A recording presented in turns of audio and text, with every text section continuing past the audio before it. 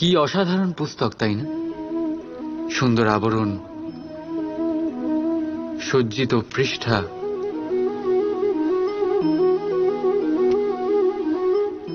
কিন্তু একে কি সত্যিই অসাধারণ পুস্তক বলে গণ্য করা যায়? এটাতে যা লেখা আছে তা কি সত্য, প্রেরণাদায়ী, আমাদের জন্য মূল্যবান? কি করে নিশ্চিত হওয়া যায় এই বিষয়ে? এবার আপনারা বলবেন, এ তো সহজ ব্যাপার। আবরণ দেখে পুস্তকের গুণ বিচার করা যায় না। তার জন্য আপনাকে সেটা পড়তে হবে, সেটা বুঝতে হবে, সময় দিতে হবে, তাই না?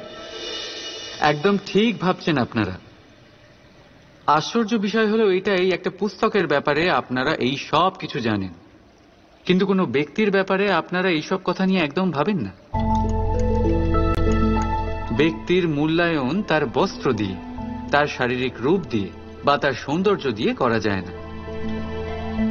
তার জন্য আপনাকে সেই ব্যক্তির মন পড়তে হবে, বুঝতে হবে, তাকে সময় দিতে হবে। কিন্তু আমরা কি করি?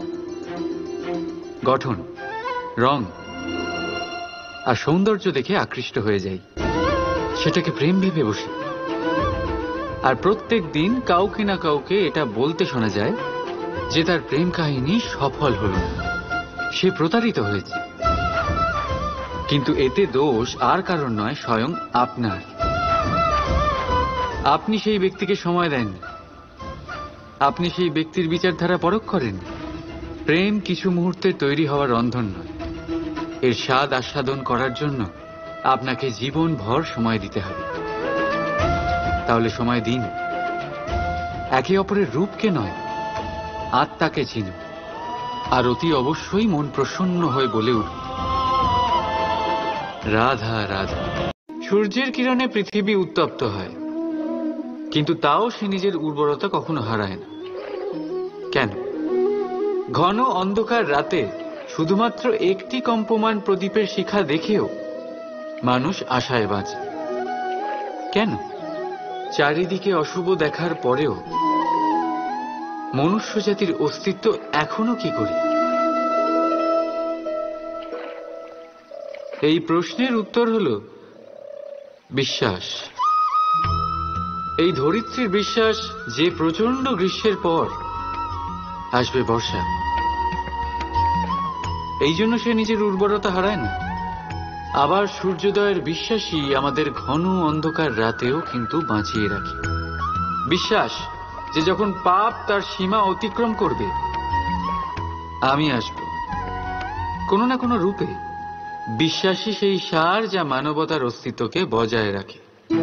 বলতে গেলে লাগে এক মুহূর্ত, ভাবতে লাগে কিছু ঘন্টা, বুঝতে চেষ্টা করলে কেটে যায় মাস, আর সিদ্ধ করতে গেলে কম পড়ে যায় গোটা জীবনকাল।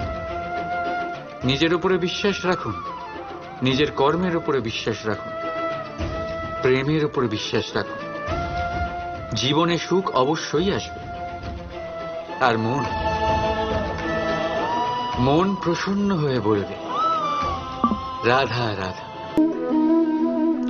একটা শব্দ আছে যেটা আমরা মাঝে মাঝেই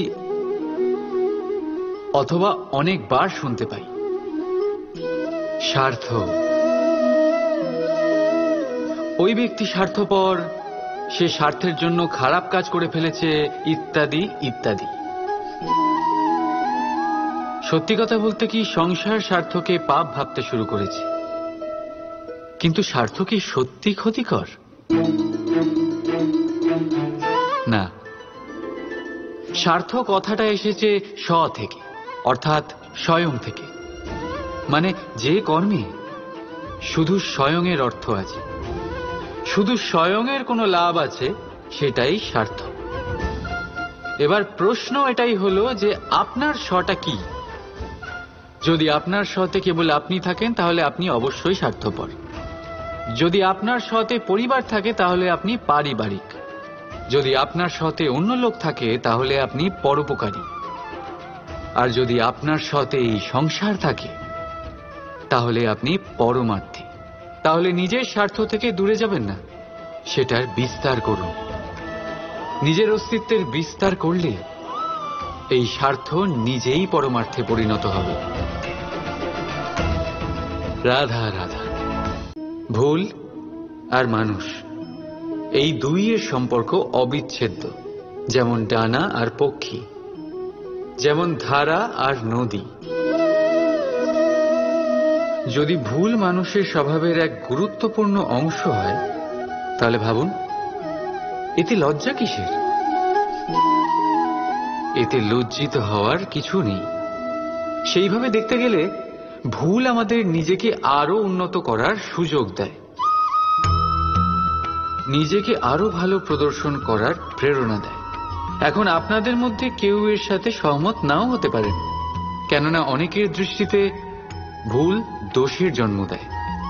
দোষ অপরাধের, আর অপরাধের কোনো ক্ষমা নেই, শাস্তি পাওয়া উচিত। কিন্তু আপনি কি কখনো ভেবেছেন এরকম কেন হয়? এর কি কারণ? এর কারণ হলো ভুল স্বীকার করাকে এড়িয়ে যাওয়া। যদি আপনি কোনো ভুল করে স্বীকার না করেন, তবে সেই ভুল দোষে পরিণত হয়, আর দোষ অপরাধে। তবে মনে রাখবেন, নিজের ভুল স্বীকার করা সেই ভুল সংশোধন করার পথে প্রথম পদক্ষেপ হয়ে দাঁড়ায়। আর সর্বদা মনে রাখবেন, অপরাধ হলো সেটাই সময় মতো নিজের ভুল স্বীকার না করা। রাধা রাধা। মন বড়ই বিচিত্র সৃষ্টি। এই মন শরীরের কোন স্থানে অবস্থিত কেউ জানে না, কিন্তু সম্পূর্ণ শরীর এই মনের ইচ্ছে পূরণ করার জন্য প্রয়াস করতেই থাকে। এখন যদি কিছু খেতে ইচ্ছে করে, তাহলে মানুষ তার সমস্ত শক্তি লাগিয়ে এই খিদে মেটাবার প্রয়াস করতে থাকে। এখন যদি মন কাউকে শত্রু বলে ভেবে নেয়, তাহলে মানুষ তাকে বিনাশ করার যথাসম্ভব চেষ্টা করে। আর যদি মন কাউকে ভালোবাসে, তার প্রসন্নতার জন্য সব সীমা পার করতে সে তৈরি থাকে। কিন্তু জীবন সুখী করতে হলে এটা আবশ্যক যে মন যেন খালি থাকে, এই বাঁশির মতো। ভেতরে কিচ্ছু নেই, না সুর আছে না তাল, তবেই ফু দিলে স্বর বেরোয় এর থেকে। একইভাবে নিজের মনকে ভাবনামুক্ত রাখা অতি আবশ্যক। মনে রাখবেন, মনের মধ্যে যদি কিছু ভরে রাখেন, তাহলে মন ভরে বাঁচতে পারবেন না। রাধা রাধা। একজন পিতার জন্য তার সন্তান তার গর্ব, তার অহংকার। আর একজন সন্তানের কাছে তার পিতা আদর্শ, তার প্রেরণা। না বললেও পিতা তার সন্তানের সমস্ত ইচ্ছে বুঝে যায়, আর সেটা পূরণ করার প্রাণপণ চেষ্টা করে। অন্যদিকে সন্তান সবসময় চেষ্টা করে যাতে তার মাতা পিতাকে গর্বিত করতে পারে, কিন্তু এই বন্ধন কখনো কোথাও এসে ছিন্ন হয়ে যায়। কখন? যখন সন্তান নিজের ইচ্ছে মতো নিজের জীবন সাথী বেছে নিতে চায়। কেন? কারণ হলো বার্তার অভাব। যখন কথা ওঠে সন্তানের বিবাহের, তখন মাতা পিতা ভাবেন সন্তানকে কি জিজ্ঞেস করব, আমরা তো সন্তানের অমঙ্গল চাইব না। আর সন্তান এটা মনে করে যে নিজের ভবিষ্যৎ বাছা তার নিজের অধিকার। দুজনেই মনে মনে দুঃখ পায়, কিন্তু কথা কেউ বলে না। এটাই হওয়া উচিত যে মাতা পিতা নিজ স্নেহের সাথে সন্তানের ইচ্ছে বুঝে নেওয়া দরকার, আর সন্তানেরও সেই বিশ্বাসের সাথে মাতা পিতার বিশ্বাস অর্জন করা উচিত। একবার কথা বলেই দেখুন না, বর্তমান আর ভবিষ্যৎ দুটোই ঠিক হয়ে যাবে। আর মন প্রসন্ন হয়ে বলবে রাধা রাধা। আশ্চর্য হচ্ছেন না আপনারা যে আমি কি করছি, কি লিখছি? দেখতে চান? এবার আপনারা ভাবছেন আমি মাটিতে মাটি কেন লিখছি। এর পেছনে একটা বড় কারণ আছে, কিন্তু সেটা বিশ্লেষণ করার আগে আমাকে একটু জলের ওপর জল লিখতে দিন।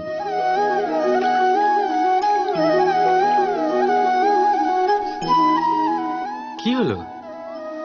যেটা আমি লিখলাম সেটা দেখা যাচ্ছে না কেন? তাহলে এবার শুনুন আপনাদের প্রথম প্রশ্নের উত্তর। মাটিতে মাটি লেখা যতটা সরল, ঠিক ততটাই কঠিন জলের ওপর জল লেখা। সম্পর্কও ঠিক এমনই হয়। তৈরি করার সময় মাটিতে মাটি লেখার মতো সরল, আর পালন করার সময় জলের ওপর জল লেখার মতো কঠিন।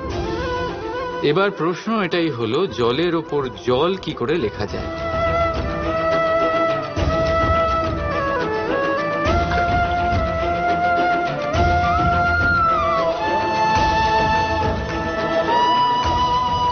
যেভাবে এই পাথরগুলো জলের মধ্যে ডুবে জলের গভীরে চলে গেল, ঠিক এইভাবে আমাদের সম্পর্ক পালন করতে হবে। এই পাথরের মতো নিষ্ঠা সহকারে গভীরে যেতে হবে। সম্পর্ক কখনোই ভাঙবে না। রাধা রাধা। এই সংসারে সব থেকে বড় শক্তি কি? এবার আপনাদের মধ্যে কেউ বলবে অস্ত্র, কেউ বলবে শাস্ত্র, আবার কেউ বলবে বুদ্ধি, তো কেউ বলবে বল। কিন্তু এই সব অসম্পূর্ণ। সংসারে সব থেকে বড় শক্তি হলো বন্ধুত্ব। যদি প্রকৃত বন্ধুত্ব পেয়ে যান, সেটাই সব থেকে বড় ধন। যখন কঠিন সময় আসবে, তখন এই বন্ধুত্বই অস্ত্র হয়ে উঠবে। যদি পথ হারিয়ে যায়, তখন বন্ধুত্বই শাস্ত্র হয়ে পথ দেখাবে। ষড়যন্ত্রে ফেসে গেলে বুদ্ধি হয়ে তার থেকে উদ্ধার করবে। আর একা হয়ে গেলে মমতা হয়ে আপনার সঙ্গ দেবে। তো সংসারে কিছু অর্জন করতে হলে ধন নয়, বন্ধুত্ব অর্জন করুন।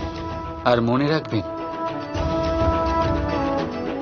যদি এই সংসারে বন্ধুত্ব করাই আপনার সব থেকে বড় দুর্বলতা, তাহলে আপনি এই সংসারের সব থেকে শক্তিশালী প্রাণী। রাধা রাধা। এই সংসারে যেই জন্মগ্রহণ করে, কিছু না কিছু অবশ্যই শেখে, এবং তার জন্য থাকে তার গুরুর অবদান। এবার এই গুরু কে হবেন, তা আমরা নির্বাচন করি। হয়তো তিনি আমাদের মাতা পিতা হতে পারেন, হয়তো বন্ধু হতে পারেন, হয়তো দাদাও হতে পারেন, আদর্শ হতে পারেন, বা হয়তো গুরুকুলের শিক্ষাকর্তা গুরুও হতে পারেন। এবার সংসারের এমন কিছু জিনিস আছে যা জগতের কোনো গুরুই শেখাতে পারবেন না। তা আপনাকে সময় শিখিয়ে দেবে। কারণ এই সংসারে সময়ের থেকে বড় গুরু আর কেউ হয় না। এবার সময় আর গুরুর মধ্যে একটা সাদৃশ্য আছে আর একটা তফাতও আছে। সাদৃশ্য হলো যে সময় আর গুরু দুজনেই আপনাকে শেখায়। তফাৎ এই যে গুরু প্রথমে আপনাকে শিক্ষাদান করে, তারপর আপনার পরীক্ষা নেন। সময় প্রথমে আপনার পরীক্ষা নেয়, তারপর আপনাকে শিক্ষা দেয়। এবার শিক্ষা লাভ করে পরীক্ষা দেওয়া আর পরীক্ষা দিয়ে শিক্ষা লাভ করা, এই দুই ভিন্ন বিষয়।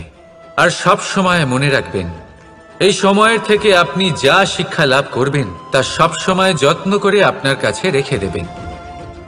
কারণ সময়ের থেকে বড়, সময়ের থেকে দামি, সময়ের থেকে অত্যন্ত আধুনিক আর কোনো গুরু নেই। রাধা রাধা। প্রেম আর চাওয়া একই মনে হয়, তাই না? কিন্তু আসলে এরা আলাদা। এদের মধ্যে অনেক তফাৎ আছে। দেখতে গেলে প্রেম আর চাওয়া কখনোই এক হতে পারে না। এবার যদি আপনাকে আমি এক উদাহরণ দিই, যদি আপনি এই ফুলকে চান, তাহলে আপনি এটাকে তার ডাল থেকে ছিঁড়ে আপনার কাছে রেখে দেবেন। কিন্তু যদি আপনি একে ভালোবাসেন, তাহলে আপনি প্রতিদিন এসে এটার শিকড়ে জল দেবেন, যাতে সে আরো প্রস্ফুটিত হয়। শুধু এটাই তফাৎ চাওয়া আর প্রেমের মধ্যে। চাওয়া স্বার্থ হয়ে ওঠে, যেখানে প্রেম প্রেম পরমার্থ হয়ে ওঠে। তাই কাউকে না চেয়ে ভালোবাসুন, জীবন ধন্য হয়ে উঠবে। রাধা রাধা। এই বস্ত্র দেখছেন আপনি?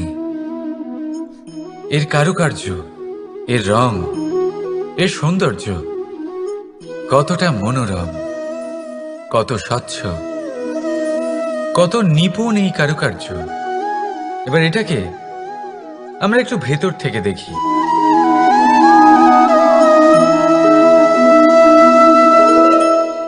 আপনি কি সেটাই দেখতে পাচ্ছেন যা আমি দেখতে পাচ্ছি? এটাই হয়, আমাদের ব্যক্তিত্বের সাথেও এটাই হয়।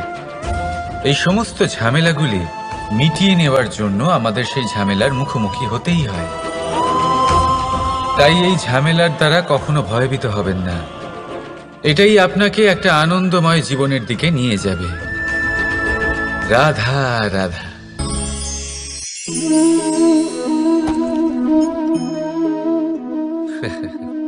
আপনি কি কখনো কোনো গাছের গায়ে পাথর ছুঁড়ে মেরেছেন? আজ না হোক ছোটবেলায় কখনো না কখনো নিশ্চয়ই ছুঁড়েছেন। এখনো বাচ্চারা সেটাই করে থাকে। কিন্তু আপনি কি কখনো ভেবে দেখেছেন যে কেন সেই গাছের ওপরই পাথর ছুঁড়ে মারা হয় যাতে ফল থাকে? কোনো সাধারণ বা ফলবিহীন গাছের ওপর এত পাথর কেন ছোড়া হয় না? কারণ খুবই সহজ, আমরা ফল খেতে চাই, আর সেটা পারার জন্য আমরা পাথর ছুঁড়ে সেগুলিকে প্রাপ্ত করার চেষ্টা করি। আর অন্যদিকে সেই গাছ এই পাথরের রূপে বিরোধিতা সহ্য করে, তবুও সেখানেই দাঁড়িয়ে থাকে যেখানে তার অবস্থান। সেই ফল আমাদের দিতে থাকে যা সর্বদা আমাদের দিয়ে এসেছে, আর সেই জন্যই সে আমাদের কাছে মূল্যবান।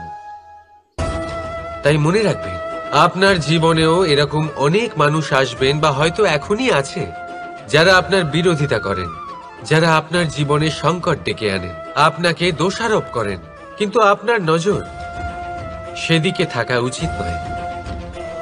তাই একটা গুরুত্বপূর্ণ সত্য সবসময় মনে রাখবেন, সেই গাছের ওপরেই পাথর এসে পড়ে যে ফল ধারণ করে, যে মূল্যবান হয়। রাধা রাধা। আপনি জীবনে কখনো দেখে থাকবেন অথবা শুনে থাকবেন যে মানুষ যখন দুধ পান করে তার মধ্যে যদি কোনো মাছি এসে পড়ে, সে আর সেটা পান করে না, সেই দুধকে কোথাও ফেলে দেয় সে। কিন্তু ভেবে দেখুন, এখানে পরিস্থিতি একটু আলাদা হলে, দুধের বদলে ঘি থাকলে মানুষ কি করে? সেই ঘি ফেলে দেয় না, সেখান থেকে মাছিটাকে বের করে ফেলে দেয়। এটা দিয়ে আমরা কি শিক্ষা পেলাম? এটাই যে এখানে মাছি গুরুত্বপূর্ণ নয়, গুরুত্বপূর্ণ হলো সেই খাবার, ঘি। এবারে ভাবুন, দুধ আর